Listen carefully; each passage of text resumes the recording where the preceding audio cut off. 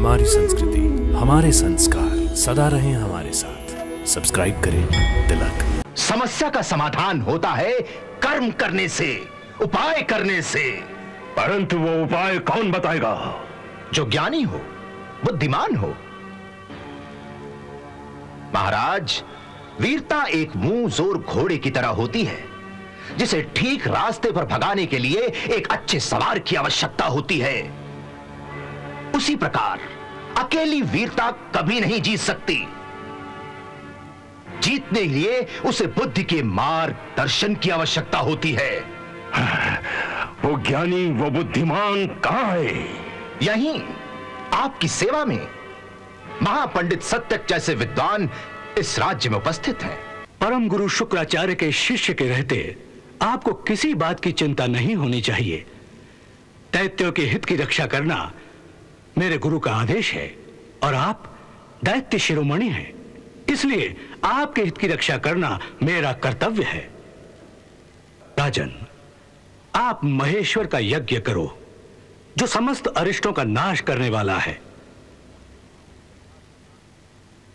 इस माहेश्वर याग का नाम है धनुर्यज्ञ।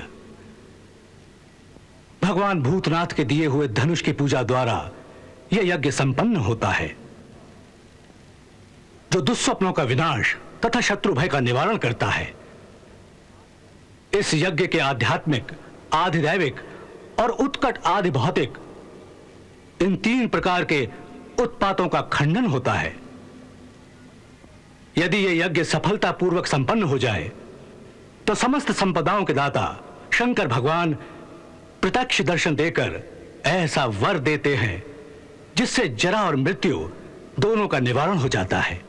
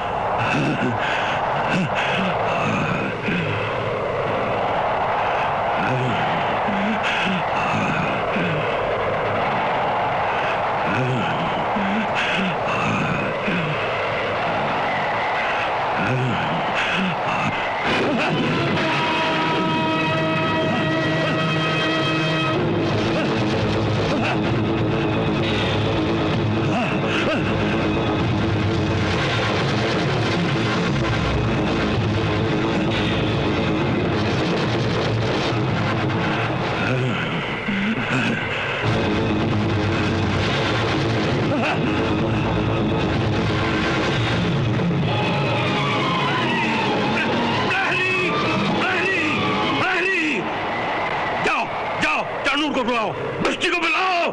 कल प्रातः दरबार में हमारे समस्त सेना नायक उपस्थित हो। जाओ जाओ जाओ जाओ। हाँ।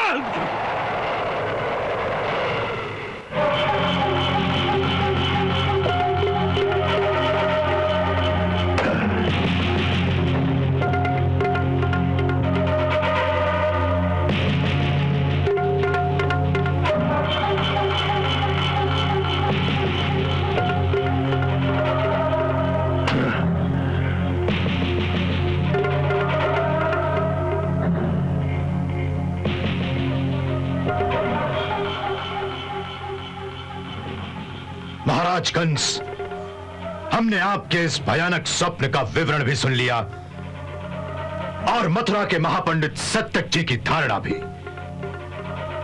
कि ये स्वप्न किसी बहुत बड़े विनाश का सूचक है, बहुत बड़े विनाश का। इन दोनों ही बातों से ना तो हम भयभीत हुए और ना ही हम चिंतित हुए, परंतु हमें चिंता हो रही है केवल आपकी इस दशा को देखकर। वो परमवीर कंस जो आज तक तीनों लोकों में अपनी विजय दुंदुभी को बजाता आया है, जिसकी एक गर्जना से देवताओं तक के हृदय कांप उठते हैं, वही शेर की तरह दहाड़ने वाला कंस आज हमें पहली बार स्वयं डरा हुआ दिखाई दे रहा है मित्र, स्वयं डरा हुआ। इससे पहले भी हमने कई बार आपको चिंतित देखा है, परंतु इस प्रकार भयभीत कभी नहीं देखा मित्र, कभी नहीं। इसी बात ने हमें चिंता में डाल दिया है मित्र, इसी बात ने, क्योंकि युद्ध नीति कहती है कि शत्रु को जीतने का सबसे पहला गुर यह होता है कि उसे भयभीत कर दो, उसके हृदय में डर पैदा कर दो मित्र, डर। इससे उसकी शक्ति आधी रह जाती है। डरा हुआ योद्धा रण में जाने से पहले ही बाजी हार चुका होता है, किंतु ऐसा व्यक्ति जिसके हृदय में ना कोई डर हो ना कोई भय हो और वो चारों तरफ से शत्रुओं से घिरा भी हो, तो भी वो अपनी वीरता, हिम्मत और साहस के जोर पर लड़ाई को जीत सकता है। इसलिए सबसे पहला काम तो आप ये करिए मित्र कि अपने हृदय से इस भय को, इस डर को निकाल दीजिए मित्र, निकाल दीजिए। इस डर को कैसे निकाल दूं मित्र, कैसे निकाल दूं? क्योंकि मैं प्रत्यक्ष देख रहा हूं कि तुम्हारा ये त्रिलोक विजयी कंस आज तक हर कदम पर उस बच्चे के सामने हारता चला आ रहा है। उसके सामने हमें अपनी हर चाल में मात खानी पड़ रही है। उसने हमारे परम शक्तिशाली योद्धाओं का एक एक करके संहार किया। वो चाहता तो अब तक हमारा भी संहार अवश्य कर सकता था, पर ऐसा नहीं किया उसने। हमने पहले भी कहा था, ऐसा लगता है कि वो हमारी हंसी उड़ा रहा है, हमारे साथ खिलवाड़ कर रहा है। हाँ, या फिर हमारा एक एक अंग काट काट कर हमें तड़पा कर मारना चाहता है। हाँ, ये ऐसा ही खेल है जैसे एक शेर किसी हिरन को मारने से पहले उसे थोड़ा थोड़ा भागने दे, फिर उसकी एक टांग काट खाए और उसे थोड़ा और भागने दे, फिर उसकी दूसरी टांग काट खाए, फिर भागने दे, फिर उसकी गर्दन जख्मी कर दे, फिर उसकी कमर तोड़ दे, यहां तक कि वो हिरन थक हार कर स्वयं ही उसके सामने धरती पर लेट जाए, जैसे कि लो भैया अब खा लो मुझे, खा लो।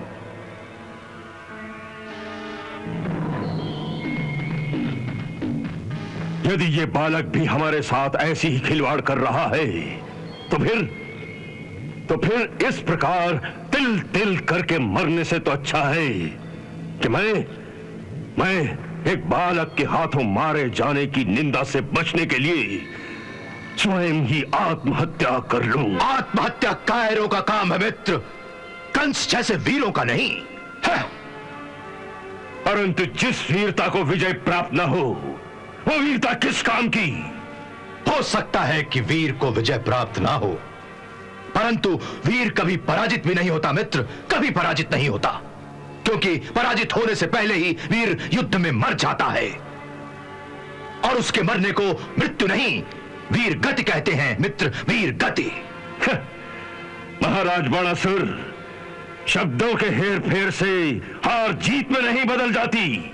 आपने सत्य कहा महाराज, शब्दों के तर्क जाल में उलझने से समस्या का समाधान नहीं हो सकता। समस्या का समाधान होता है कर्म करने से, उपाय करने से। परंतु वो उपाय कौन बताएगा? जो ज्ञानी हो, बुद्धिमान हो। महाराज, वीरता एक मुंह जोर घोड़े की तरह होती है, जिसे ठीक रास्ते पर भगाने के लिए एक अच्छे सवार की आवश्यकता होती है, उसी प्रकार अकेली वीरता कभी नहीं जीत सकती। जीतने के लिए उसे बुद्धि के मार्गदर्शन की आवश्यकता होती है। वो ज्ञानी, वो बुद्धिमान कहां है? यहीं आपकी सेवा में महापंडित सत्यक जैसे विद्वान इस राज्य में उपस्थित हैं।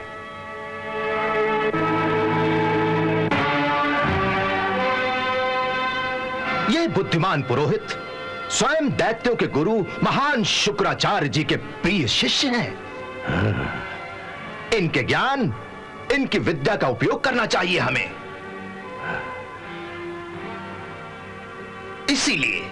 इसीलिए आज मैंने इन्हें यहां इस सभा में बुलाया है।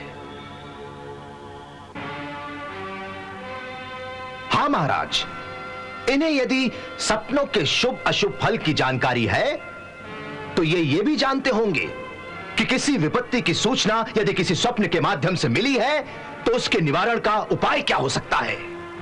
हे महापंडित सत्यक जी, क्या आपके पास कोई ऐसा उपाय है, कोई ऐसी विद्या है जिसके द्वारा उस आने वाली विपत्ति का निवारण हो सके, जिसका संकेत मेरे दुस्वप्न में मिलता है? अवश्य राजन, अवश्य। परम गुरु शुक्राचार्य के शिष्य के रहते आपको किसी बात की चिंता नहीं होनी चाहिए। दैत्यों के हित की रक्षा करना मेरे गुरु का आदेश है और आप दैत्य शिरोमणि हैं, इसलिए आपके हित की रक्षा करना मेरा कर्तव्य है।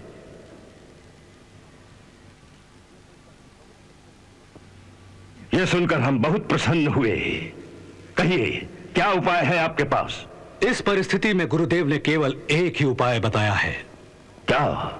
राजन, आप महेश्वर का यज्ञ करो जो समस्त अरिष्टों का नाश करने वाला है। इस महेश्वर याग का नाम है धनुर्यज्ञ। भगवान भूतनाथ के दिए हुए धनुष की पूजा द्वारा यह यज्ञ संपन्न होता है, जो दुस्वप्नों का विनाश तथा शत्रु भय का निवारण करता है। इस यज्ञ के आध्यात्मिक, आधिदैविक और उत्कट आदि भौतिक, इन 3 प्रकार के उत्पातों का खंडन होता है। यदि यह यज्ञ सफलतापूर्वक संपन्न हो जाए तो समस्त संपदाओं के दाता शंकर भगवान प्रत्यक्ष दर्शन देकर ऐसा वर देते हैं जिससे जरा और मृत्यु दोनों का निवारण हो जाता है। शंकर का दिया हुआ धनुष, पर वो है कहां?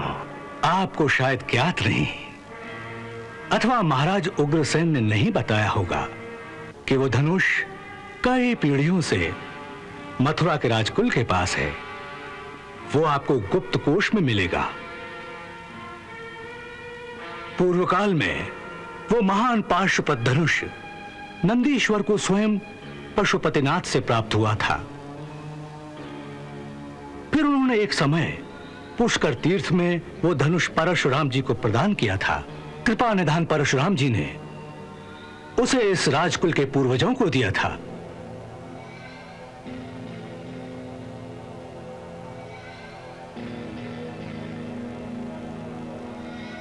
त्रिपुरारि ने उसी धनुष के द्वारा त्रिपुरासुर का वध किया था। राजन, ऐसे 2 ही धनुष थे। एक त्रेता में राम के द्वारा तोड़ा गया और एक मथुरा के राजकुल के पास है। यदि उस धनुष की पूजा निर्विघ्न कर सके तो आपका कभी अनिष्ट नहीं होगा। इस यदि शब्द का प्रयोग क्यों कर रहे हैं आप? क्या उसकी पूजा निर्विघ्न होने में आपको कोई शंका है? नहीं महाराज, क्योंकि यह धनुष इतना कठोर है कि महाबली शेषनाग, सूर्य और कार्तिकेय भी नहीं झुका सकते। फिर भी क्या? गुरुदेव ने कहा था कि यदि यज्ञ के बीच में यह धनुष टूट जाएगा तो यजमान का नाश हो जाएगा।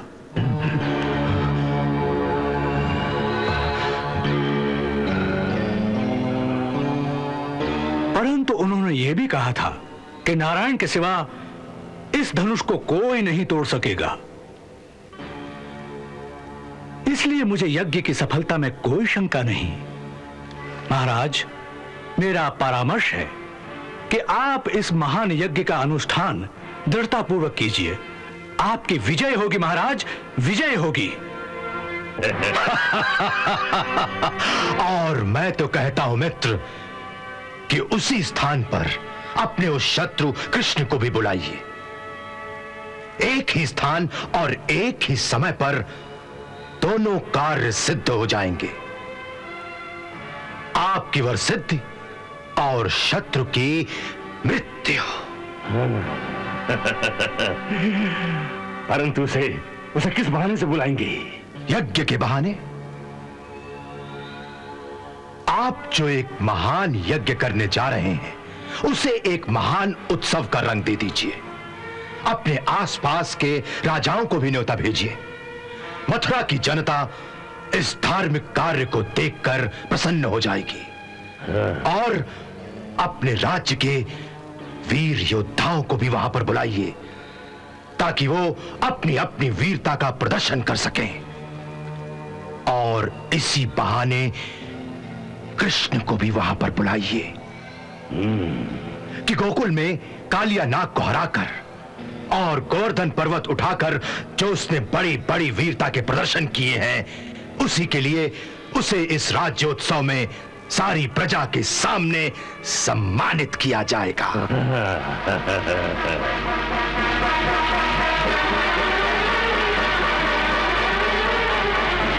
क्या चाल है, क्या चाल है। बस एक बार वो हमारे इस जाल में स्वयं आ जाए तो उत्सव के द्वार पर खड़ा हुआ आपका हाथी कवलिया पीड़ उसे कुचल देगा। अथवा हम उसे अखाड़े में मल्ल युद्ध के लिए चुनौती देंगे और मल्ल युद्ध में हमारे पहलवान उसके शरीर के खंड खंड कर देंगे। ये हुई चाल। एक बार वो स्वयं हमारे सामने आ जाए तो हमारी खड़ग का एक ही बार उसका शीश धड़ से अलग कर देगा।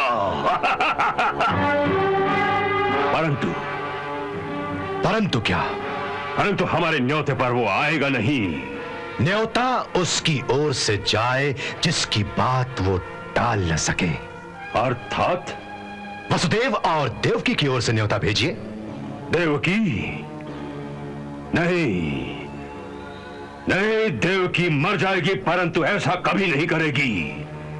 उसने तो अभी तक यह भी स्वीकार नहीं किया कि वो उसका पुत्र है।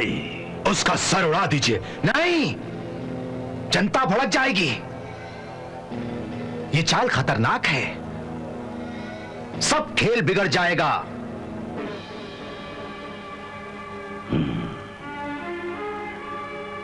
मेरे विचार में तो केवल एक पुरुष है जो यह कार्य सिद्ध कर सकता है। कौन? अक्रूर। अक्रूर? हाँ महाराज, वो यादव कुल का एक शक्तिशाली सरदार है और वो उन सब में समझदार है और सब उसकी बात मानते हैं। यदि उसे भेद नीति के द्वारा कोई बड़ा प्रलोभन देकर तोड़ा जा सके तो यह कार्य बड़ी सहजता से हो सकता है। जरूर यह संभव है। हाँ, वो सच्चा राजभक्त है। तुम्हें याद नहीं, उसी ने भरे दरबार में हमारे सामने तलवार खड़ी कर दी थी। और वो महाराज शूरसेन को ही अपना स्वामी मानता है और अपने स्वामी से वो कभी भी द्रोह नहीं करेगा, चाहे उसे कितना ही प्रलोभन दिया जाए। महाराज, लोभ तो हर प्राणी में होता है, अंतर केवल मात्रा का है। उसे ऐसा प्रलोभन दिया जाए जिसे वो इनकार ही न कर सके। उसे हमारे अधीन राज्यों में से किसी एक देश का राज्य दे दीजिए।